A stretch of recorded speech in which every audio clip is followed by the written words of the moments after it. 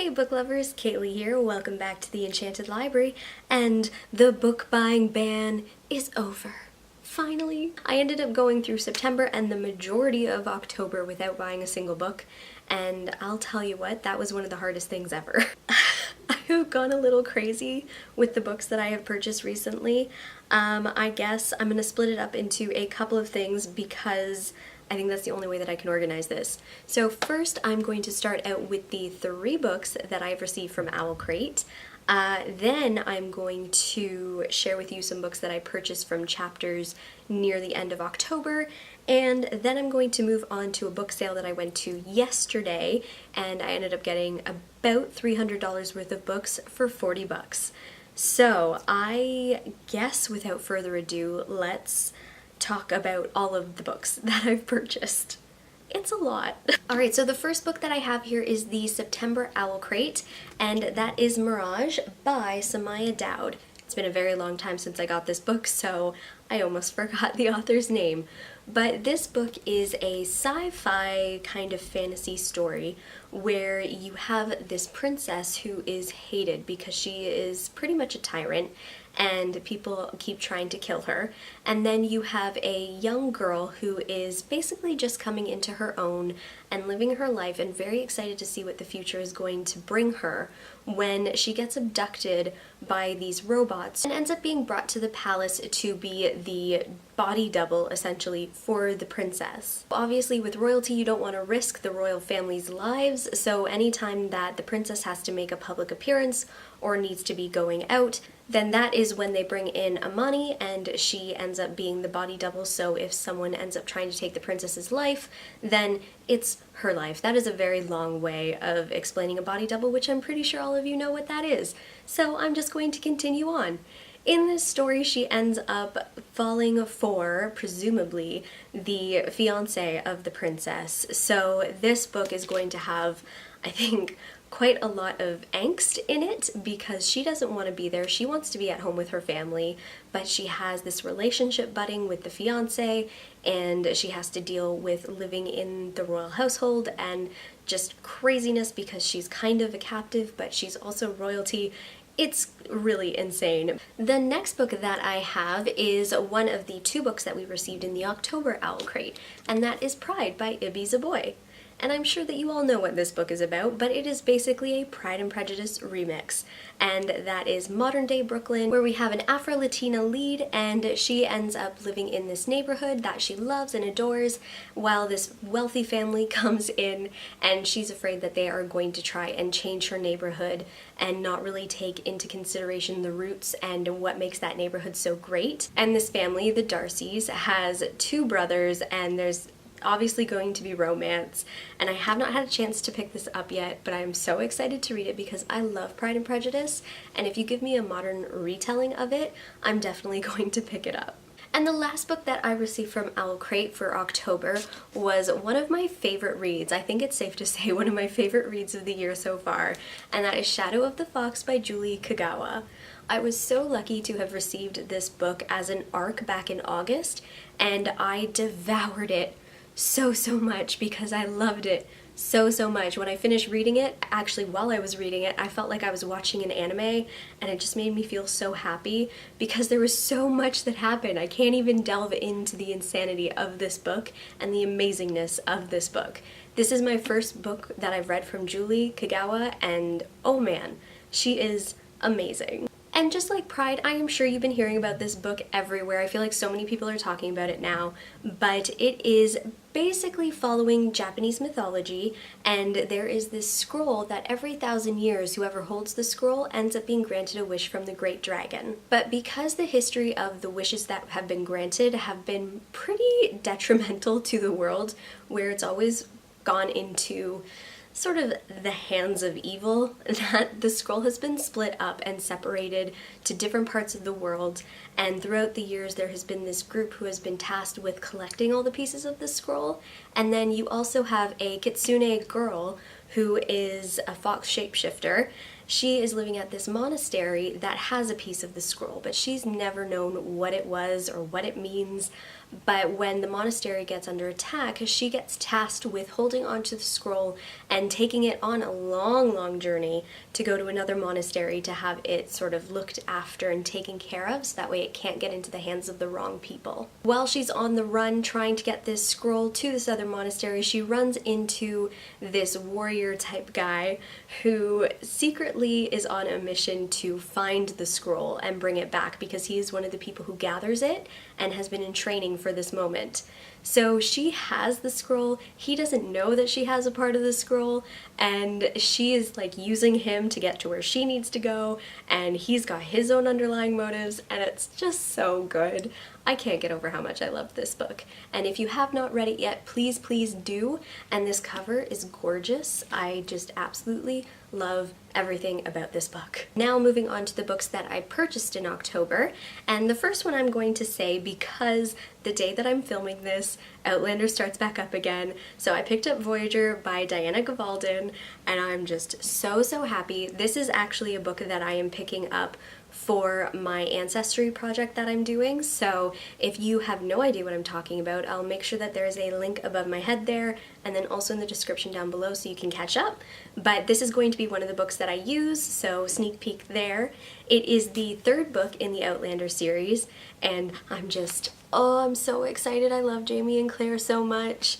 So I'm not going to talk really much about this because I'm sure so many people know what Outlander is about, and because this is the third book in a series, I don't want to give out spoilers. But basically, just for a really quick rundown of what Outlander is about, you have a woman in the 1940s who ends up being brought back in time to the old Scottish Highland days, where she gets involved with Jacobites and just really good-looking Scottish Highlander men, and oh, it's so good.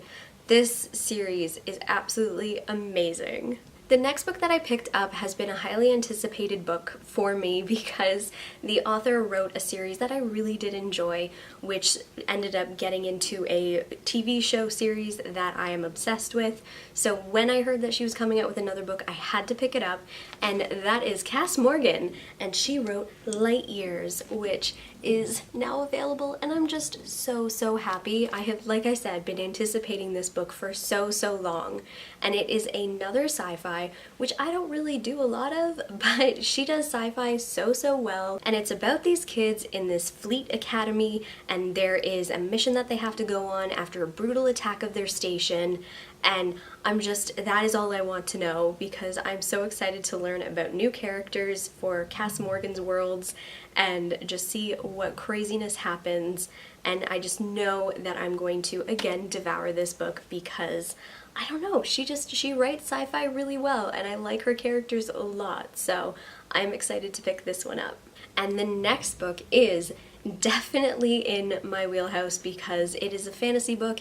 It is the second book in a series which I just started, and it is again the second book where the first book was one of my favorite books that I've read this year, and it's going to come as no surprise to people, but it is A Gathering of Shadows by V.E. Schwab, and this is book 2 in the Darker Shade of Magic series, and I'm kind of thinking that I might try doing a reading vlog specifically for my thoughts and opinions as I go through this book, because the first book was just so amazing and so stunning, and I just want to be able to share my crazy emotions while reading it, so I feel like that might work well. I've tried a couple of reading vlogs in the past that I have not uploaded though, just like weekend reading vlogs, because it hasn't really worked out because my schedule has been insane, but I think if I just devote it to picking up my camera when I'm reading a very particular book, that I might be able to do that and it'll work out a bit better.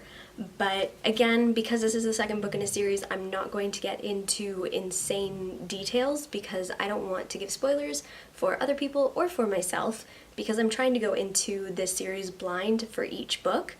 But oh, I'm so excited to pick this up. I love Kel and I love Lila, and I need more of them in my life. And the next book that I picked up is kind of a random one for me, but when I read the premise, I felt like it could be a very fun, cutesy kind of read. I don't do a lot of chick lit, but when I do, it is very specific, and I usually get chick lit from Sophie Kinsella or Meg Cabot. Those are pretty much my go-tos. But I found out about this one book that was published a little while ago, but then it got picked up by a publishing house more recently to be distributed worldwide, and I just think that it is such a cute idea, but also so unrealistic. But I'm excited to read it just because it involves a lot of things that I like. Anyway, that book is The Paris Wedding by Charlotte Nash. And this book, the premise is that this woman gets invited to her ex's wedding in Paris, and all expenses are paid for. So, I mean, that's really unrealistic. But she doesn't want to give up the opportunity to go to Paris for a free trip, so of course she's going to go, but it's super awkward because A, it is obviously her boyfriend's or her ex-boyfriend's wedding, and B, it's going to be with, from the sounds of it, like high society people, so she is making her own clothes, so that way it's kind of like haute couture but home done for when she goes, so then that way she feels like she fits in more. And then there's also a guy that she meets there, so there's obviously going to be a bit of romance. So I just think this is going to be a cheesy, feel-good chick lit, and I'm actually excited to read it because I don't really read a lot of this sort of thing. Okay, so those are the books that I got in October, and then I figured because I just went to the sale yesterday and these books are huge and I do want to put them away, I don't want to just keep them out until the end of November, I'm just going to tell you about them now because it just makes the most sense to me. And the first two that I'm going to talk about are two cookbooks actually, and the first one again is super on trend with me right now and with the fact that Outlander comes out today, and that is the Outlander Cookbook. And I just think that this is so cute, and I want to try a bunch of the different recipes. There's pastries, there's breakfast, there's dinners, there's hors d'oeuvres, and I'm excited to try some recipes from here. And it's got a foreword from Diana Gabaldon, and I just want to be more immersed into the world of Outlander. And it's autumn, and I feel like autumn is the perfect time for Outlander. I don't know if that's just me, but I'm excited to make some recipes and feel like I'm Claire and my Jamie is just, you know, coming home at any moment. But I don't have a Jamie yet, so we'll see how that goes. And the next book that I picked up is from a YouTuber, and this one is her old cookbook, but I did definitely want to pick it up. I'm just really glad that I was able to get it on sale, and that is Tanya Bakes from Tanya Burr. And I know I almost didn't pick this up because I know that a lot of her recipes and things are on her YouTube channel, but it's just such a sweet book. It's got some recipes, it's got stories from her childhood, and some really gorgeous pictures, so I am so happy that I picked this up and I got it for such a good deal. And I feel like I should mention this sale was actually at the Penguin Random House Canada distribution center, so where they print their books and where they ship them out of. So I got to go to their facilities and take part in this insane sale, which I have never done something like this before. I had to get up at 2:30 in the morning, so then that way I could get there for 7 o'clock in the morning, and I don't think I'm going to do that again because I was so exhausted. But all of these books here, including the Outlander Kitchen one, came to about $300 normal price, but because I got them on sale, they ended up coming to 40 bucks, which is a steal. Like, this was $3, the Outlander Kitchen was $3. It was just too good to pass up. And because I love classic literature and I went with my brother's girlfriend who knows that, she ended up finding me a copy of Mary Shelley's Frankenstein, and this is very glary, but it's the annotated version, and it also has an introduction by Guillermo del Toro. Can't talk today. But this is just a beautiful edition of Frankenstein, and it has some amazing artwork in it, and it's annotated, and I'm just so excited to go through it because it has like little snippets of the original publication, and this is just such a cool thing to have, even as like a coffee table book, because it's kind of the size for that. I just think that this is definitely a great addition to my collection. And also while I was there, I found the paperback editions of An Ember in the Ashes and Torch Against the Night by Sabaa Tahir, and these are obviously the new covers. So I have a little bit of a thing with these books. I really, really loved An Ember in the Ashes, but it took me a little while to actually think that I was going to have time to read A Torch Against the Night, so I didn't pick it up. And then when Reaper at the Gates came out, there was the whole issue of the whole new covers being released, and then I found out that if I ended up getting A Torch Against the Night, then Reaper at the Gates wouldn't fit in with my book covers, and surprisingly that actually stalled me from wanting to finish the series because I didn't want to have to repurchase all of the books because I have an issue where I need all of my covers to match and I need all of my books to have the same proper editions, and because they weren't releasing A Reaper at the Gates with the original covers, which I absolutely adored, I was really thinking that I wasn't going to finish the series. But then at the sale, these were $1 each, and I just figured it was the perfect time to pick them up because now I will be able to finish the series. I'll be able to finally read A Torch Against the Night and eventually pick up Reaper at the Gates once it's out in paperback, and I don't feel like I'm breaking the bank with doing that because otherwise I would be spending another like $30 to repurchase a brand new book of the first one, and then yeah, I have an issue with that sort of thing. But I am very happy that I ended up picking these up because I really did want to know what happened next with the characters. So I think eventually I'm going to have to reread this one though because I haven't read it since the original publication date, and then I'll move on to this and then Reaper at the Gates. So I'm excited to pick these up. I know that everybody is obsessed with this series, and I remember being super obsessed with book 1, so I'm excited to be able to finish it and see what happens with the characters. The next book that I grabbed is a fantasy YA because I'm a trash for fantasy, and I had seen this book around quite a bit and it really intrigued me, and since I saw it on for $1, how could I not pick it up? Actually no.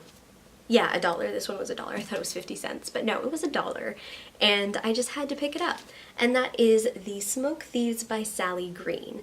I have not read anything by Sally Green before, but this book has been described as like a YA Game of Thrones, so I am very excited to get into that, and I kind of just want to know that. So there are multiple points of views, and it is in a fantasy world, and presumably high fantasy, but I think that's all I want to know going into it. And the next book that I got, I was so happy for because again, it was $1, and I have been dying to finish this series since I started it earlier this year, and that is Obsidio by Amy Kaufman and Jay Kristoff, and oh my gosh, the Illuminated Files series has been such a happy treat for me to have found that I am dreading but also super excited to finish the series. Like, I feel like Obsidio is going to destroy me in hopefully the best way. But in the same vein, I don't want to finish it because I don't want the series to be done. Like, am I the only one that's alone in that? And the next book that I picked up is the second book in the Waking Land series by Callie Bates, and that is Memory of Fire. And this book, I didn't know if I was going to continue on when I found out that this is a different point of view than the original book, because I really did end up falling in love with the characters and the points of views in the Waking Land. But I still wanted to pick this up because I do eventually want to continue on and see what happens next with the rebellion. But because again this is book 2, I don't want to get into too many details. In the first book, there is a girl who ends up being brought up and sort of held captive by the royal family because her family was part of a rebellion, so they kept her in the castle sort of as insurance against the family, and she grew up there and she ended up getting a lot of their ideals, but she also had a secret inside of her where she had magic, but she couldn't let that be shown, otherwise she would be essentially murdered. So she had to live undercover with this family that she loves but also hates, and it's a very interesting dichotomy that goes on in her mind and how she comes to terms with it. But it was a very interesting read for the first book, and I do want to see what continues on with the series. Okay, and the last books that I'm going to talk about kind of go together. This set, oh man, I am so happy that I found these because there is a story that goes along with them, but let me show you what they are first. This is just going to take me a second. Okay, so I ended up finding books 1 through 20 of Nancy Drew, and this collection I'm gonna put down. One second. This collection I read when I was very, very young, very little, and I read them all from the library, but I never had my own copies. I have about 4 or 5 Nancy Drew books of my own, but I have always wanted to collect all of them. And when I saw, okay, I need to put this down. And when I saw those 2 boxes on the table, I grabbed them up immediately because it was just such a steal. Each of these collections is usually like 30 bucks on its own, but I ended up getting all 20 books for 20 bucks. And it was just such a great deal that I couldn't pass it up because I was eventually gonna buy all the books anyway to build my collection, and this is just such a convenient way to do it. Now, the issue with going to sales like that, though, is that it's first come, first serve. So Obsidio, I will say, was the only copy in the entire building that was available for sale. So I grabbed that up immediately. The Nancy Drew books I grabbed up immediately, and then you have your own section off to the side that you drop your books off before you go back and you get more. So the Nancy Drew books were the first things that I picked up. I brought them right back to my spot, dropped them off, and then went back out onto the floor. And when I came back with my next round of books, the 1 through 10 box was gone. So someone had gone to my section, saw it, and took the books away and sort of kept them for themselves. And that kind of sucked because if it's in your section, you're not supposed to obviously take books because they're already called for. That kind of put a damper on things first thing for me with the book sale. But then the group that I was with, they all kept an eye out and were able to find the person who took my books and got them back for me. So I thank them immensely because they were amazing, and I'm so grateful because this was the only set. But anyway, those are all of the books that I ended up getting once the book ban was over, and I think I did pretty dang good. Or bad, depending on how you look at it, but it's books, so that is good for me. So please let me know in the comments down below which of these you are most excited for me to read, or if there are some that I should read before others, and be sure to like and subscribe, and until next time, keep reading.